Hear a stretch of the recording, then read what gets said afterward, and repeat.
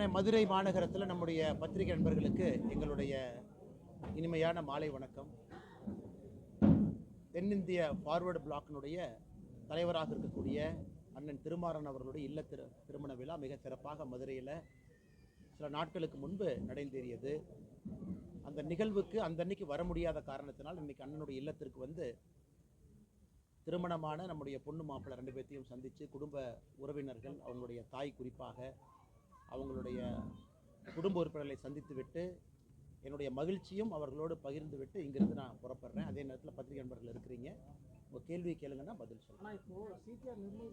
அண்ணே ஒரு விஷயம் நான் சொல்கிறேன், நல்லா புரிஞ்சுக்கண்ணே. நான் இன்னும் விஜயும் டிவிகேவை இன்னும் அடிக்க ஆரம்பிக்கல. நான் அடிக்க ஆரம்பிக்கல. ஏன்னா தமிழ்நாடு அரசியலில் நான் எப்பொழுதுமே என்னுடைய பேச்சை வந்து மாற்றி பேசக்கூடிய ஆள் கிடையாது. விஜய் அவர்கள் அரசியலுக்கு வந்த முதல் நாள் நான் சொன்ன அதே கருத்தை தான் இன்றைக்கி சொல்கிறேன். அரசியலுக்கு புதியவர்கள் வரணும், எங்களோட ஒருத்தர் கூட்டணி சேரலை அப்படிங்கிறக்காக அப்படியே நான் மாற்றியெல்லாம் பேச மாட்டேன். அவருடைய பாதையில் அவர் போகட்டும். அதே நேரத்தில் இந்த டப்பா இன்ஜின் அப்படின்னு அவர் சொன்னதுக்கான பதிலடி நான் கொடுத்துட்டேன். ஆனால் இன்னைக்கு டிவிகேவோ திரு விஜய் அவர்களோ இந்த கட்சியில் இருக்கக்கூடிய அல்லு சில்லுகளை வச்சுக்கிட்டு வம்பிழுத்தாருன்னா என்னுடைய பதிலும் மிக கடுமையாக இருக்கும். அதே பிலோ த பெல்ட் நான் போவேன், விஜய் மேலேயே நான் போவேன். அது வேண்டாம். ஒரு நாகரிகமான அரசியல்னு விஜய் சொன்னனால என்னுடைய பதிலும் இன்றைக்கி நாகரிகமாக இருக்குது. இந்த 2ஆம் கட்ட 3ஆம் கட்ட 4 கட்சி மாறி வந்தவங்க அவங்கெல்லாம் வச்சுக்கிட்டு பிலோ த பெல்ட் போகணும்னு நினச்சாங்கன்னா அதே விஜய் அவர்களுக்கு, அதே டிவிகேக்கு, அதே பாணியில், அதே பிலோ த பெல்ட்டில் அதை விட சிறப்பான பதில் சொல்ல தெரியும். வேண்டான்னு நினைக்கிறேன். அரசியலுக்கெல்லாம் நாகரிகமாக இருக்கட்டும், அவருடைய பாதையில் அவர் போகட்டும், மக்கள் முன்பு அவருடைய கருத்துக்களை வைக்கட்டும். அது ஏற்கனவே நான் சொன்னது போல் இவிஎம் மிஷினில் நம்முடைய தமிழகத்தினுடைய வாக்காளர் பெருமக்கள், எல்லா தலைவர்கள், எல்லா கூட்டணி கட்சி தொண்டர்கள், தலைவர்கள் சொல்வதெல்லாம் கேட்டுட்டு ஏப்ரல் மாதத்தில் வரக்கூடிய தேர்தலில் அவங்களுடைய எண்ணத்தில் இருக்கிறத பிரதிபலிக்கட்டும். அது காத்திருப்போம். அதே நேரத்தில் தேசிய ஜனநாயக கூட்டணி வெற்றி பெற வேண்டும் என்பதற்காக கடுமையாக உழைத்து கொண்டிருக்கின்றோம். அதனால தான் நீங்கள் சொல்லும் பொழுதே சில பேர்த்துக்கு நான் பதில் சொல்ல விரும்பலையும். ஏன்னா 2nd லெவல் 3rd லெவல்னு போக ஆரம்பித்து நான் பதில் சொல்ல ஆரம்பித்தா இதுக்கு எண்டே இல்லை. அதனால் இது ஒரு வார்னிங்காக கூட அவங்க எடுத்துக்கிட்டோம். ஆனால் இன்றைக்கி வந்து ரொம்ப ஒரு ஆச்சரியமான விஷயம் என்னன்னாங்கன்னா, நியூஸ் 24/7 தொலைக்காட்சி நிறுவனம் இன்று காலையில் அந்த வீடியோவை வெளியிட்டிருக்கிறாங்க. அந்த வீடியோவை பார்க்கும் பொழுது அந்த சம்பந்தப்பட்ட எம்எல்ஏ திரு பழனியாண்டி அவர்கள் நேரடியாக அங்கே இருக்கிறாங்க. காவல்துறை இருக்கிற மாதிரி எனக்கு தெரியுது. 25 லட்சத்திற்கும் மேற்பட்ட அந்த உங்களுடைய கேமரா லைவ் எக்யூப்மெண்ட்டு, அந்த எலக்ட்ரானிக் ஐட்டமை சேதப்படுத்தி இருக்கிறாங்க. நேரடியாக அந்த எம்எல்ஏவே வந்து தாக்குறார். இதை விட ஒரு கிளியர் கட் ப்ரூஃப் என்ன வேணும்? ஆனால் கரூர் மாநகர காவல்துறை கண்காணிப்பாளர் அவர்கள் கொடுத்திருக்கக்கூடிய பத்திரிகை அறிக்கை முற்றிலும் பொய் என்பது இதிலிருந்தே தெரியுது. அதனால் முதலமைச்சர் அவர்கள் தன்னுடைய கட்சியை சார்ந்த ஒரு எம்எல்ஏ, ஒரு சட்டமன்ற உறுப்பினர், அவர் தப்பாக நடத்தக்கூடிய, சட்டத்திற்கு புறம்பாக நடத்தக்கூடிய கல்குவாரி, அதை படம் பிடிக்க செல்லக்கூடிய ஒரு நிருபர், கதிரவன் என்கின்ற நிருபர், அவரை தாக்கியும் இத்தனை காலமாக அது வந்து மௌனம். இன்னைக்கு அவங்கெல்லாம் பணம் கேட்டு எங்களை பிளாக்மெயில் பண்ணாங்க, அதனால் நாங்கள் இன்னொரு செக்ஷனை போட்டு இந்த ரிப்போர்ட்டரை தூக்கி உள்ளே வைக்கட்டுமா அப்படிங்கிற ஒரு நெரேட்டிவும் செட் பண்ணுறதுக்கு ஒரு கும்பல் கிளம்பியிருக்கு. இதெல்லாம் தமிழக முதலமைச்சர் நேரடியாக தலையிடணும். இதையெல்லாம் முளையிலே கிள்ளி எறியணும். அவருடைய கட்சி எம்எல்ஏவின் மீது அவர் நடவடிக்கை எடுத்தார்னா தமிழகத்தில் சட்டம் ஒழுங்கு இருக்குன்னு நம்ம நம்பலாம். ஆனால் கடந்த 4.5 ஆண்டுகளில் பார்க்கும் பொழுது தமிழகத்தில் அதிகமாக சட்டம் ஒழுங்கு பிரச்சனையை உருவாக்குவதே திமுக காரங்க தான். ஒன்று திமுக காரங்க நிறைய இடத்துல கஞ்சா விட்டு மாட்டுறாங்க, அல்லது எம்எல்ஏவை போன்றவர்கள் நேரடியாக களத்தில் இறங்கி ரிப்போர்ட்டரை தாக்குறாங்க. இதை விட தமிழகத்தில் சட்டம் ஒழுங்கு அதல பாதாளத்தில் இருக்குது அப்படின்னு படம் பிடித்து காட்டுவதற்கு என்ன வீடியோ வேண்டும் முதலமைச்சர் அவர்களே? அதனால் உடனடியாக எஃப்ஐஆரை போடுங்க, கைது பண்ணுங்க, தூக்கி உள்ளே வைங்க. எம்எல்ஏவாக இருந்தாலும் பரவாயில்ல. எதுவுமே செய்யாமல் ஒப்புக்கு சப்பானியாக ஒரு கரூர் காவல்துறையை வைத்துக்கொண்டு ஏதோ இந்த குற்றவாளி யார் அப்படின்னா இந்த நிருபர் குற்றவாளி அப்படிங்கிற மாதிரி ஒரு பிம்பத்தை கட்டமைக்கிறீங்க. அதையும் வன்மையாக கண்டிக்கத்தக்க ஒரு நிகழ்வு. முடிச்சுட்டு உங்கள்கிட்ட வர்றேங்க, கேளுங்க. தமிழகத்துல என்டிஏவுக்கு எடப்பாடி பழனிசாமி தான் தலைமைன்னு நயினா நாயுடு உட்பட எல்லாரும் சொல்றாங்க. ஆனா அவர் வந்து பாஜக தலைமை அப்படின்ற மாதிரி ஒரு நேற்று நான் பதில் சொல்லியிருந்தேங்கன்னா, அது எங்களுடைய கட்சி, எங்களுடைய கூட்டணி, எங்களுடைய தலைவர்கள் அவங்க மக்கள் முன்னால் எப்படி அப்படின்னு சொல்லிட்டாங்க. திரு விஜய் அவர்கள் கைத்தட்டு பெறுவதற்காக அவங்க கட்சிக்குள்ள அவர் என்ன வேணாலும் நரேட்டிவ் செட் பண்ணிக்கிட்டு அது அவருக்கு விட்டது. அதனால் தமிழக மக்கள் எல்லோருக்குமே தெரியும் யார் இன்னைக்கு வந்து முதலமைச்சராக இருக்கிறாங்க, எதிர்க்கட்சி தலைவராக யார் இருக்கிறாங்க, தேர்தலுக்கெல்லாம் எப்படி இருக்குன்னு. ஆனால் இன்னைக்கு வந்து விஜய் அவர்களை பொறுத்தவரை நான் ஏற்கனவே நேற்று காலையில் கோயம்புத்தூரில் சொன்னது போல அந்த அரங்கத்துக்குள் இருக்கக்கூடிய தன்னுடைய தொண்டர்களுடைய விசிலுக்காக கைத்தட்டலுக்காக பேசிய பேச்சாக மட்டும்தான் இருந்தோ தவிர ஒரு டெப்தா ஒரு சிந்திக்க வைக்கக்கூடிய ஒரு வாக்காளனா எதற்கு நான் உங்களுக்கு ஓட்டு போடணும், எதற்கு மாற்றம் வேண்டும் அப்படிங்கிற பேச்சா இல்லை. அதனால் அதை கடந்து போய் விடலாங்கண்ணா. திருப்பரங்குன்றத்தில் அந்த நீதிமன்றம் உத்தரவிட்டு அந்த தீபம் ஏற்ற விடலை. ஆனால் நீதிமன்றத்தில் போய் அந்த மன்னிப்பு கடிதம் கொடுத்துருக்காங்க, நிபந்தனையற்ற மன்னிப்பு கடிதம் மாவட்ட ஆட்சியர் கொடுத்துருக்காங்க. தமிழக அரசு கொடுத்த மாதிரி தான் நம்ம பார்த்துக்கலாம். 100%ங்கண்ணா. தமிழக அரசு முதலமைச்சரே வந்து கொடுத்ததா தான் எடுத்துக்கணும். ஒரு மாவட்ட ஆட்சியர் என்பது முதலமைச்சரை ரெப்ரசன்ட் பண்ணக்கூடிய ஒரு ஸ்டேட் இன்ஸ்ட்ருமெண்ட். அவர் அந்த மாவட்டத்தில் ஸ்டேட் யார், அரசு யாருன்னு கேட்டிங்கன்னா மாவட்டத்தினுடைய ஆட்சியர், காவல் கண்காணிப்பாளர், போலீஸ் கமிஷனர். இன்னைக்கு அவங்க போய் கோர்ட்டு முன்பு நின்று மன்னிப்பு கேட்குறாங்கன்னா இது எந்த அளவுக்கு சீரியஸாக போயிருக்கு, எந்த அளவுக்கு முதலமைச்சர் வாக்கு அரசியலுக்காக மைனாரிட்டியை தாஜா செய்ய வாக்கு அரசியலுக்காக இதை எக்ஸ்கலேட் பண்ணி இந்த நிலைமை கொண்டு வந்து நிறுத்திட்டார். இன்னைக்கு யார் பலிகாடாவாக மாறி இருக்கின்றார்கள் என்றால் அந்த மாவட்டத்தினுடைய ஆட்சியரும் காவல்துறை கமிஷனரும் இன்னைக்கு பலியாடு மாதிரி நிற்கிறாங்க. அதனால தான் நேற்று நாங்கள் பத்திரிகையாளர் சந்திப்பில் கேட்டது, இன்னும் நீதியரசர்கள் ஒரு படி மேலே போய் அந்த ஆட்சியருக்கு யார் ஃபோன் பண்ணாங்க, ஆட்சியருக்கு இந்த மாதிரி செய்ய சொன்னது யார். ஏன்னா ஏற்கனவே அந்த டிவிஷன் பெஞ்சு அதில் நமக்கு ஊர்ஜிதம் ஆயிடுச்சு. அந்த 144 சிஆர்பிசி என்ன போட்டாங்களோ அதே ஃப்ராட் என்பது நமக்கு தெரிஞ்சிருச்சு. அது டிவிஷன் பெஞ்சிலேயே சொன்னாங்க இதே ஒரு ஃப்ராட் அப்படின்னு. ஆனால் இன்றைக்கி தப்பான ஒரு 144 தடை உத்தரவை போட்டு அதில் யாரோ மேலிருந்து கொடுத்த அழுத்தத்திற்கு பணிந்து ஒரு காவல்துறையும் மாவட்ட ஆட்சியரும் தான் செய்ய வேண்டிய கடமையிலிருந்து தவறி இன்னைக்கு தமிழ்நாடு ஸ்டேட்டே மக்கள் மன்றத்தில் அவமானப்பட்டு நீதியரசர்கள் முன்பு நீதிமன்றத்தில் வெட்கி தலைகுனியும் அளவுக்கு இன்னைக்கு நிலைமையை கொண்டு வந்து விட்டுருக்கிறாங்க. இதிலிருந்தே புரிந்து கொள்ள வேண்டும் கலவரத்தை ஏற்படுத்துவதற்கு முயற்சி செஞ்சது யார். பழியை வந்து இன்னைக்கு நம்முடைய கட்சியின் மீது, நம்முடைய தோழர்கள் மீது, சகோதரர்கள் மீது போடுறாங்க. இன்னைக்கு வெட்ட வெளிச்சமாக நீதிமன்றத்தில் தமிழக மக்களுக்கு எல்லாம் தெரிஞ்சிருச்சு இந்த திருப்பரங்குன்றம் பிரச்சனையை உருவாக்கியதே திராவிட முன்னேற்ற கழகம் தலைமையிலான அரசு. காரணம் எதற்காக? வாக்கு அரசியலுக்காக, ஓட்டு அரசியலுக்காக.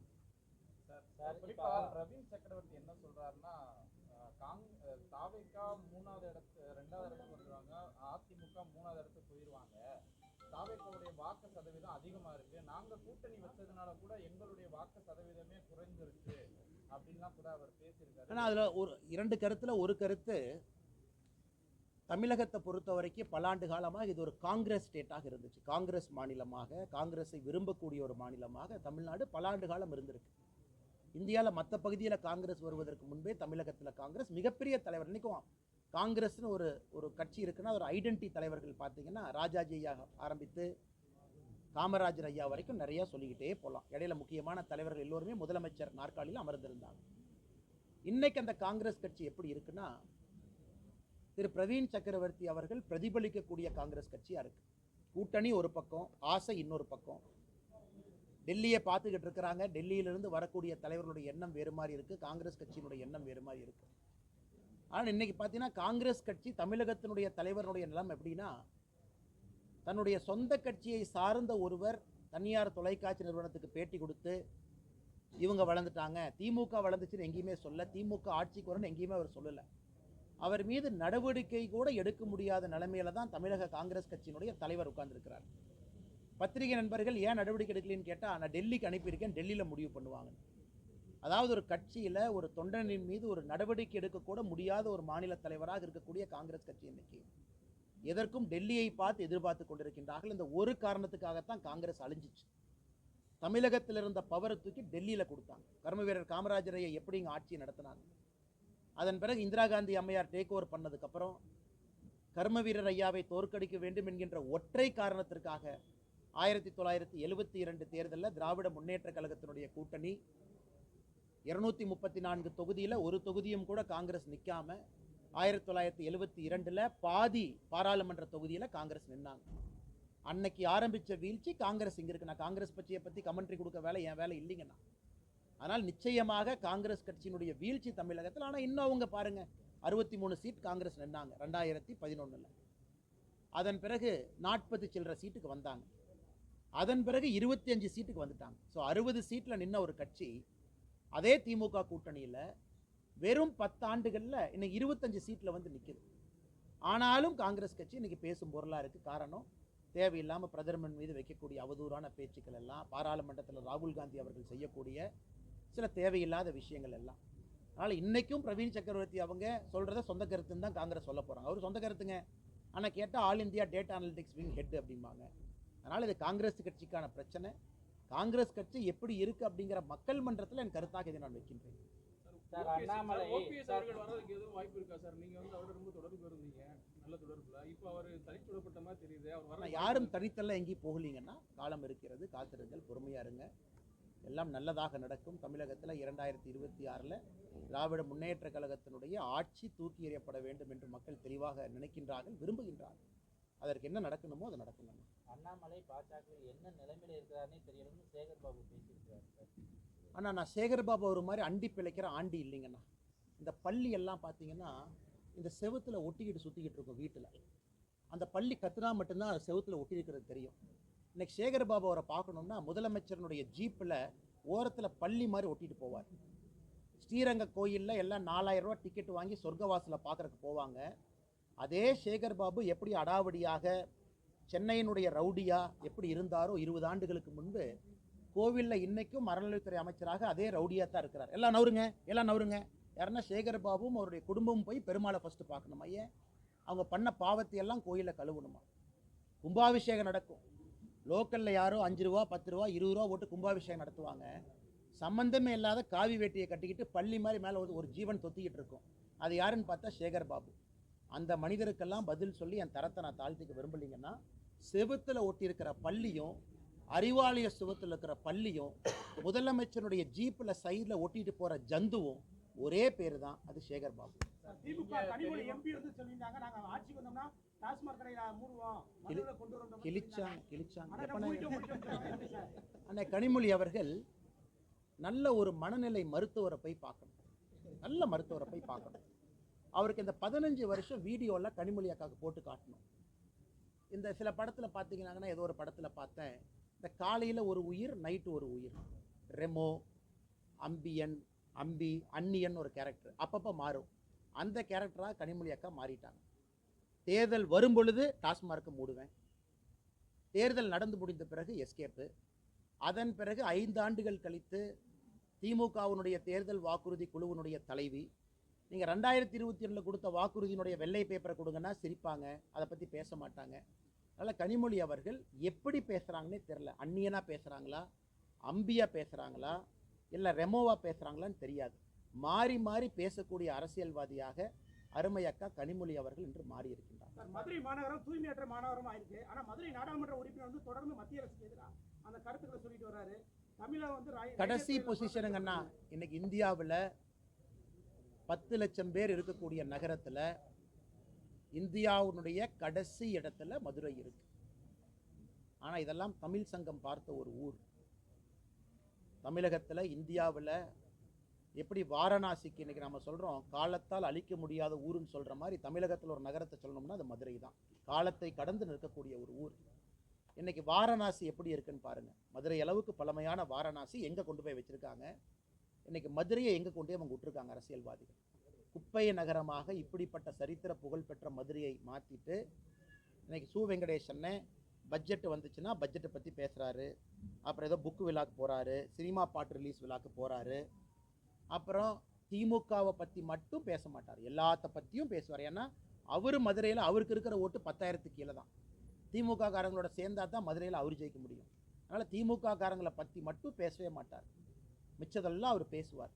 அதனால் இன்றைக்கி மதுரை மாநகரத்தினுடைய எம்பி நிலைமையை நினச்சா ரொம்ப பரிதாபமாக இருக்குங்கன்னா, பாராளுமன்றத்தில் மோடி அவர்களை குற்றம் சொல்வது, குறை சொல்வது, பல பொய்களை சொல்லி மாட்டியிருக்கிறார். இதற்கு முன்பு விமான நிலையத்தை பற்றி ஒன்று சொன்னார், அதற்கு நம்முடைய விமானத்துறையினுடைய அமைச்சரை நேரடியாக பதில் சொல்லியிருந்தாங்க. எப்பாவது பாராளுமன்றத்தில் இந்த குப்பை பிரச்சனை இருக்குது அப்படின்னு பேசியிருக்காராங்கண்ணே? குப்பை பிரச்சனைக்கு முழு காரணம் திராவிட முன்னேற்ற கழகம் அப்படின்னு பேசியிருக்காராங்கண்ணே? முதலமைச்சரை சந்தித்து மதுரையில் இருக்கக்கூடிய குப்பை பிரச்சனைக்கு தீர்வு கேட்டிருக்காராங்கண்ணே? இங்கே இருக்கக்கூடிய மேயரோடு உட்கார்ந்து குப்பை பிரச்சனை தீர்ப்பதை பற்றி பேசியிருக்காரா? ஆனால் பேசுகிறதெல்லாம் China, America, Greenland, Antarctica, Siberia, அது வேற என்ன புதுசாக ஒரு நாடு இருக்கும், அந்த நாடு தான். 3 மாதங்களாக மேயர் இல்லாமல் இருக்குது சார் மதுரை மாநகரம். ஆனால் கரெக்ட். இந்த மதுரை மாநகராட்சி தானே அந்த ஃபேமஸாக அந்த ஊழல் வழக்கில் எல்லாம் மாட்டி எல்லாம் மாற்றி கம்ப்ளைண்ட் கொடுத்து கடைசியில் அறிவாலயத்தில் மேயரை வீட்டுக்கு போக சொல்லி இன்றைக்கி மேயரே இல்லாத ஒரு நகரமாக மதுரை மாறி இருக்கிறது. அது இங்கே இருக்கக்கூடிய 2 அமைச்சர்களுக்கு கொண்டாட்டம். ஏன்னா மேயர் பார்த்தீங்கன்னா இந்த அமைச்சர் கார் பக்கத்தில் போகிறதா இந்த அமைச்சர் கார் பக்கத்தில் போகிறதான்னு அந்த அம்மாவுக்கு பெரிய பிரச்சனையாக ரொம்ப காலமாக இருந்துச்சு. இன்றைக்கி மேயர் பதவியே இல்லாதனால இந்த தனிக்காட்டு ராஜாவாக 2 அமைச்சர்களும் சுற்றிக்கிட்டு இருக்கிறாங்க. அவங்க ஈகோலையே மதுரை அழிஞ்சிருச்சு. இன்றைக்கி தமிழ்நாட்டில் ஒரு ஊர், திராவிட முன்னேற்ற கழகத்தினுடைய 2 அமைச்சர்கள் இருக்கக்கூடிய ஒரு ஊர், அவர்கள் இருவருடைய ஈகோல அழிஞ்சிருக்குன்னா அது மதுரை. இருவருடைய தனிப்பட்ட ஈகோல மதுரை மாநகராட்சியும் மதுரை நகரத்தையும் குப்பை நகரமாக மாற்றி எங்கேயோ கொண்டு நிறுத்தி வச்சிருக்கிறாங்க. சார் கடைசியாக ஒன்று, இப்போ நீங்கள் தெளிவான விளக்கம் கொடுத்துட்டீங்க சார். ஏன் அந்த தேர்தல் பொறுப்பாளர்லேருந்து விலகினேன் அப்பாவுடைய உடல் அண்ணா நீங்கள் கேட்டதுக்காக மறுபடியும் சொல்கிறேங்கண்ணா. அண்ணா நல்லா புரிஞ்சுக்கணும். அண்ணா இந்த தேர்தல் பொறுப்பாளர் என்பது கட்சியினுடைய அமைப்பு வேலை. கட்சியினுடைய அமைப்பு வேலை. இந்த பூத்து சக்தி கேந்திரம் நம்முடைய தொண்டர்களை சந்திப்பது அமைப்பு வேலை. அதுக்கு நம்மக்கிட்ட நிறைய தலைவர்கள் இருக்கிறாங்க, நிறைய திறமையான தலைவர்கள் இருக்கிறாங்க, அவங்க நிறைய செய்வாங்க. இந்த அமைப்பு வேலையை பொறுத்தவரை பாரதிய ஜனதா கட்சியை பொறுத்தவரை ஒரு ஆத்மார்த்தமான வேலை. ஒரு தொகுதினா நீங்கள் அங்கேயே போய் தங்கி இருக்கணும், 2-3 நாட்கள் அட்டஸ்டச்சாக இருக்கணும், வீடு வீடாக போகணும், தொண்டர்கள் எல்லாத்தையும் நம்ம தயார் நிலைப்படுத்தணும், அதன் பிறகு ஆர்கனைசேஷனை சரி பண்ணணும், பூத் அளவெல்லாம் ரெடி பண்ணணும், பூத் கமிட்டியை செக் பண்ணணும். இது முழுவதுமாக ஒரு அமைப்பு வேலை. இன்றைக்கி அமைப்பு வேலை செய்யணும்னா முழுமையாக நேரம் கொடுத்து நீங்கள் பண்ணணும். அங்கே இருக்கணும். நீங்கள் கட்சி உங்களை எதிர்பார்க்கும், சொல்கிற டேட்டுக்கு நீங்கள் அங்கே போகணும். ஏன்னா மாநில தலைவராக இருக்கும் பொழுது நாங்கள் அதை செஞ்சுருக்கோம், எல்லா தலைவர்களும் அதை செஞ்சுருக்கிறாங்க. இன்னைக்கு நான் அந்த நேரம் கொடுக்க முடியாத சூழ்நிலையில் நான் இருக்கேன். இந்த நேரத்துக்கு 7ஆம் தேதி போங்க, என்னால் 7ஆம் தேதி போக முடியுமான்னு தெரியலிங்கண்ணா. அதான் நேற்று அதுக்கான காரணம் நான் சொன்னேன். மற்றபடி அரசியல் வேலையும் இன்னைக்கு நம்முடைய இளைஞரணி தம்பியினுடைய திருமணம் இருந்துச்சு. இப்போ தான் திருப்பரங்குன்றத்தில் திருமணத்தை முடிச்சுட்டு இங்கே வர்றேன். அண்ணன் திருமாறன் அண்ணன் அவர்கள் எனக்கு ஒரு சகோதரரை போல. நான் 2-3 நாள் தாமதமாக வந்தாலும் கூட என்னை அதே இன்முகத்தோடு வரவேற்கக்கூடிய அன்றைக்கி அண்ணன் வீட்டில் நான் இருக்கேன். அதனால் இந்த பணி எனக்கு எப்போ நேரம் இருக்கோ ஓடி வந்துடுறேன். உதாரணத்துக்கு 3 நாள் தாமதமாக வர்றேன். அதனால் அமைப்பு வேலையை கட்சி பார்த்துக்கும், தலைவர்கள் இருக்கிறாங்க, தொண்டர்கள் இருக்கிறாங்க. அது ஒரு பக்கம். மற்றபடி அரசியலை பொறுத்தவரை நம்ம பேசணும். ப்ரெஸ் மீட்டில் கேள்வி கேட்குறீங்க, நம்ம என்ன பதில் இல்லைன்னு சொன்னாங்கன்னா அரசியல் கேள்வி கேட்குறீங்க, அதுக்கான பதிலையும் நான் சொல்லியிருக்கேன். அதிலிருந்து பின்வாங்க போவது கிடையாது. அதற்கு கட்சிக்கு நம்ம நேரம் கொடுக்குறோம்.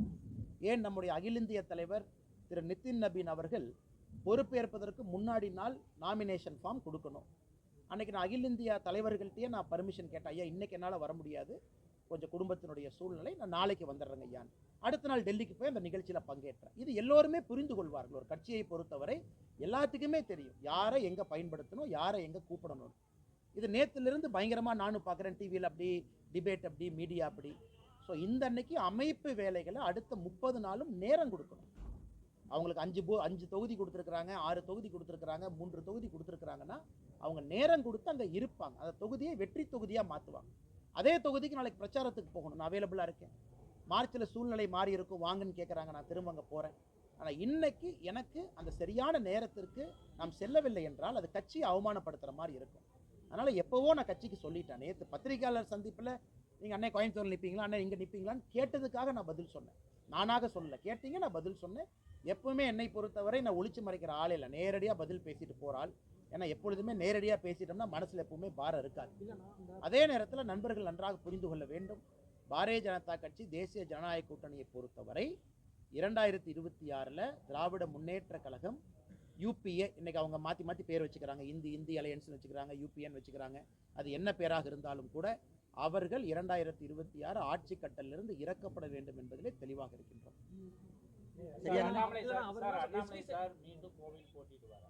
அண்ணே நம்ம கட்சியை பொறுத்த வரைக்கும் இந்த கட்சியினுடைய ஒரு நல்ல விஷயம் என்னன்னா, எல்லாத்துக்குமே அந்த கட்சி ஒரு பணி கொடுக்கும், இதை செய்யுங்கன்னு சொல்லணும். ஈவன் சிட்டிங் எம்எல்ஏவாக இருந்தாலும் கூட கட்சி ரீநாமினேட் பண்ணாதான் அவங்க அந்த தொகுதியினுடைய சட்டமன்ற வேட்பாளராக திரும்ப வருவாங்க. ஆனால் இந்த கட்சியை பொறுத்தவரை ஒரு அற்புதமான விஷயம் என்னன்னா, கட்சி சொல்லும் யாரு எங்க நிற்கணும், எதற்காக நிற்கணும். 2024 கோயம்புத்தூரில் நிற்கணும், கோயம்புத்தூர் நின்னாச்சு. 2026 எங்கே நிற்கணும்னு சொல்லும்பொழுது அங்கே நிற்கிறோம். அதே நேரத்தில் எல்லா பகுதியிலையும் வேலை செய்கிறோம். அரசியல் வேலைகள் எல்லா பகுதிக்கு போகிறோம், எல்லா இடத்துலையும் பேசுகிறோம். இன்றைக்கி மதுரையில் இருக்கிறோம், நேற்று கோயம்புத்தூர், அடுத்த 2-3 நாள் நாளைக்கு மத்தியானத்துலேருந்து கோயம்புத்தூரில் இருப்பாங்க, நான் 2 நாளைக்கு. அதனால் எங்கெங்கெல்லாம் நேரம் கொடுக்க முடியுதோ கோயம்புத்தூர்லேருந்து வெளியே வந்து நேரம் கொடுத்துட்டு திரும்ப நான் போய்க்கிறேங்கன்னா அமைப்பு வேலையை பொறுத்தவரை சொல்லுகின்ற நேரத்திற்கு என்னால் வர முடியாது என்பதை நான் தெளிவுபடுத்தியிருக்கேன். கட்சிக்கும் ரொம்ப நாளைக்கு முன்னாடி சொல்லிட்டேன், அகில இந்திய தலைவர்களுக்கும் ரொம்ப நாளைக்கு முன்னாடி நான் சொல்லிட்டேன். அதற்குத்தான் நான் நிதின் நபீன் அவர்களுடைய பதவியேற்பு விழாவையும் கூட உங்களுக்கு ஒரு உதாரணமாக நான் கொடுத்தேன். இந்த குழப்பம் யாருக்கு இருக்கக்கூடாதுங்கிறக்காக ஒரு உதாரணமாக கொடுத்தேன். நன்றி அண்ணா. அண்ணா எஸ்வி சேகரன் அண்ணா ஒரு ட்ராமாவில் தான் நடிச்சிட்டு இருந்தார். அவர் ட்ராமாவில் நடிச்சிட்டு இருந்தார். முதலமைச்சருக்கு ஜிங்ஜா போட்டுட்டு இருந்தார். ட்ராமா கூப்பிட்டு ஐயா ஸ்டாலினை கூட வச்சு ஜிங்ஜா அடிப்பார்.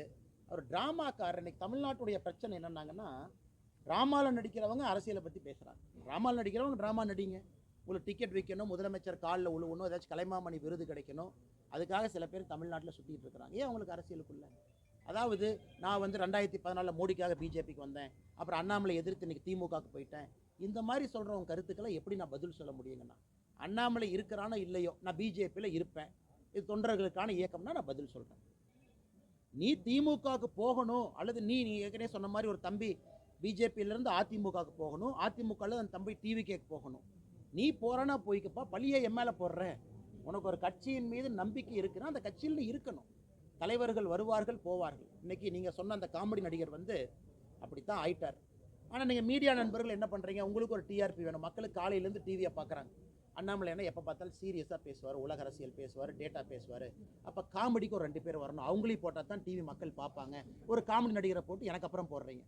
அந்த காமெடி நடிகர் 2 கருத்து சொல்கிறாங்கன்னு மறுபடியும் என்கிட்ட கேட்குறீங்க. அதனால் காமெடி நாடக நடிகரை காமெடியாகவே வச்சுக்குவோம். இத்தனை நாளாக பதில் சொல்ல நீங்கள் கேட்டதுக்காக சொல்கிறோம். அவர் கஷ்டப்பட்டு 1 டிக்கெட் 2 டிக்கெட்டை விற்றுட்டு அப்படியே ஸ்டேஜில் நடிச்சுக்கிட்டோம். இன்றைக்கி ஒரு சீட்டுக்காக, ஒரு எம்எல்ஏ சீட்டுக்காக சில காமெடி நடிகர்கள் தமிழகத்தில், நாடக நடிகர்கள் பிச்சை எடுக்கக்கூடிய நிலையில் ஆண்டவன் அவங்கள வச்சுருக்கான். ஆனால் கேட்டால் நான் அந்த கட்சியில் அப்படி இருந்தேன், அந்த கட்சியில் எம்எல்ஏவாக இருந்தேன், அதுக்கப்புறம் பிஜேபிக்கு வந்து அதுக்கப்புறம் டிஎம்கேக்கு போனேன்.